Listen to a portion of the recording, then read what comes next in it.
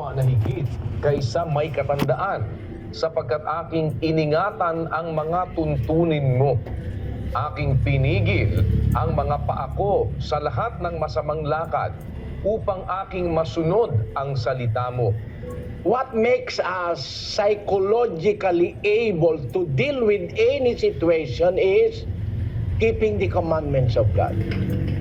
Ang kautusan ng Diyos, kapatid, yung mga salita ng Diyos, mga katuruan ng Diyos, yun ang naggagawa sa'yo na mentally, emotionally, spiritually, and physically be able to cope with any situation and to psychologically adapt yourself into any area of life. Maging business, family matters, personal discipline, etc., etc.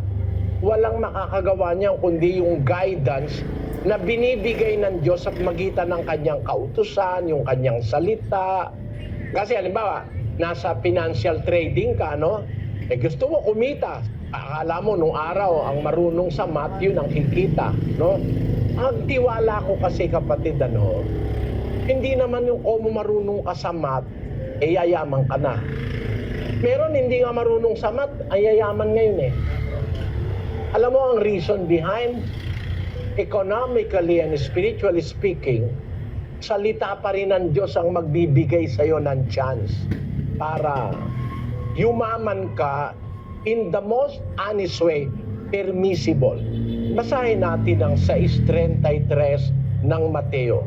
Datapwat hanapin muna ninyo ang kanyang kaharian at ang kanyang katuwiran, at ang lahat ng mga bagay na ito ay pawang idaragdag sa inyo.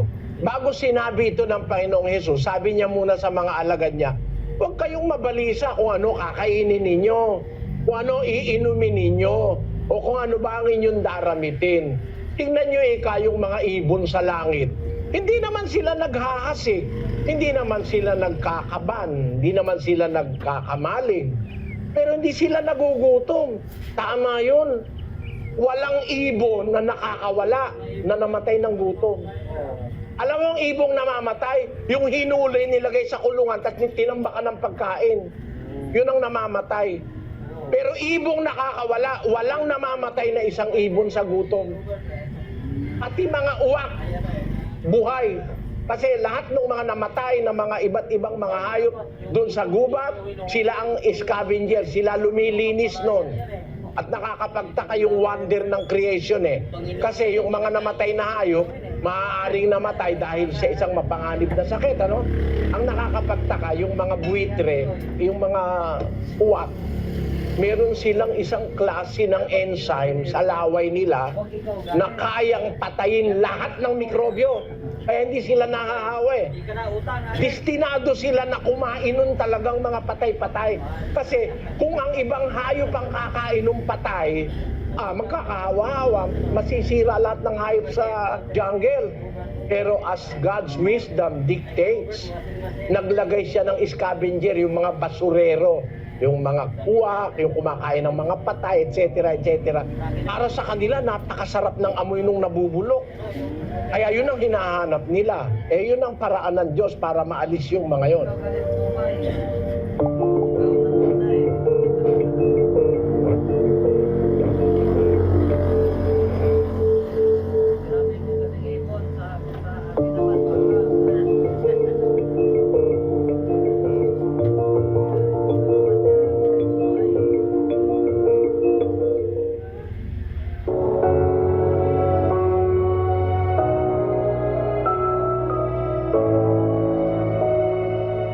Yan ang sikreto ng financial prosperity sa Biblia.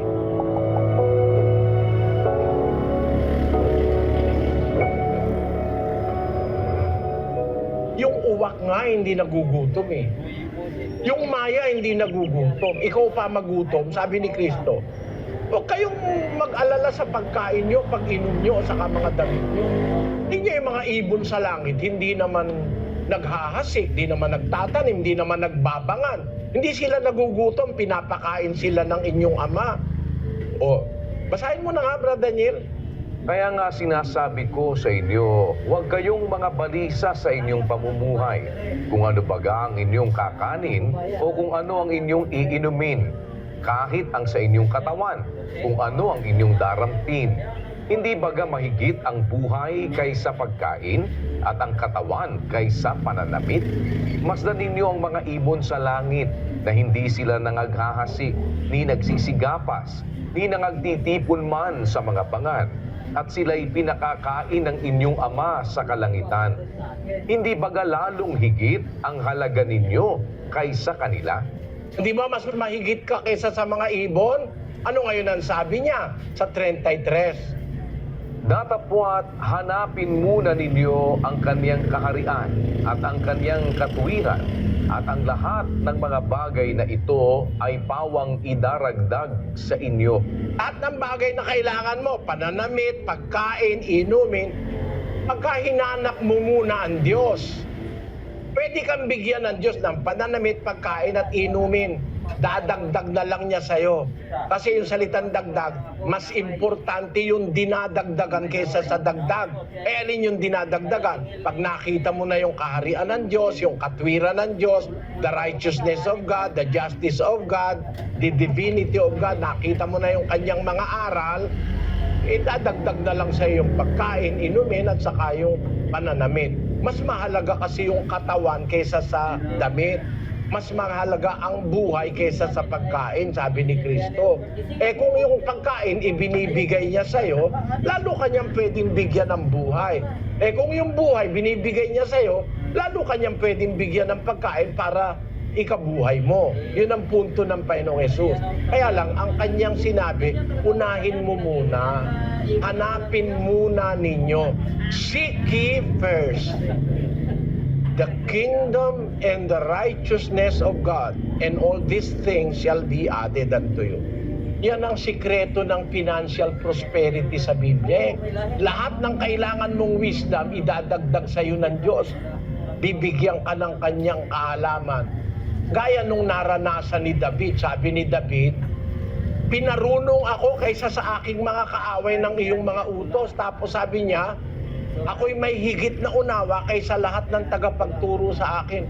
There is no other way for us to be able to physically and psychologically face all the challenges of life, even our financial problems, than knowing the will, the commandments, and the instructions of our Creator. Ang may papayo ko sa iyo, kapatid, kung hindi naman kalabisan, kung pwede kang umattend sa mga indoctrination sessions, matututunan mo lahat yon that will make you psychologically, physically, spiritually wiser than other people. At yun ang kumbaga yun ang naka-equip sa'yo na hindi pwedeng manakaw ng iba, yung katuruan ng Diyos, yung mga salita ng Diyos, hindi pwedeng nakawin yun, nasa puso nila. Yun ang magdidirect ng iyong mga gusto, mga plano. 16 ng Kawikaan, versikulo 9. Ganito nakasulat.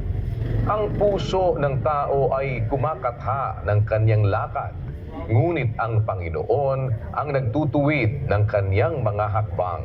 Meron kang plano, no? Sasali ka sa financial trading, ano? Yung puso ng tao kumakatha nun eh. Ang puso ng tao kumakatha ng kanyang lakad. Sa English, ang sabi, A man's heart deviseth his way, but the Lord directeth his steps. it is up for you to devise, to plan, to dream, even the impossible dream. But with faith, you are going to do it this way. Give your best and leave God to do the rest. That is faith. Kasi ang magagawa ng Diyos, hindi mo kayang gawin.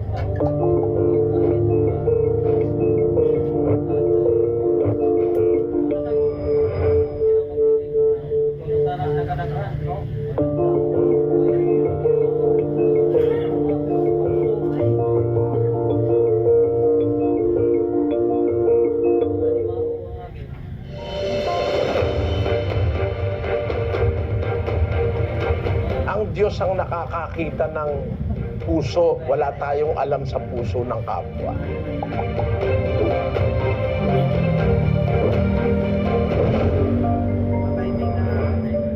Ang sabi ng salita ng Diyos, talagang sa laro may nananalo at may natatalo. Pakinggan mo ang salita ng Diyos na isinulat ni Apostol Pablo doon sa Corinto, sa 9 at 24. Hindi ba ninyo nalalaman na ang mga nagsisitakbo sa takbuhan ay tumatakbong lahat? Ngunit iisa lamang ang tumatanggap ng gantimpala. Magsitakbo kayo ng gayon upang magsipagtamo kayo. Nung araw pa kasi, alam naman natin, yung Roman Empire, meron silang mga amphitheaters, malalaking may mga kompetensya ron eh. No? Meron na rin takbuhan nun. Sabi ni Pablo sa mga taga-Corinto, which is a part of Greece, where the Olympics originated. Sabi niya, di ba ganyo nalalaman na ang nagsisitakbo sa takbuhan, tumatakbong lahat, ngunit isa lamang ang tumatanggap ng gantimpala. Siyempre, yung champion. Ang ibig sabihin, sa competition, talagang meron dapat nananalo, isa lang. Hindi naman pwedeng lahat manalo eh.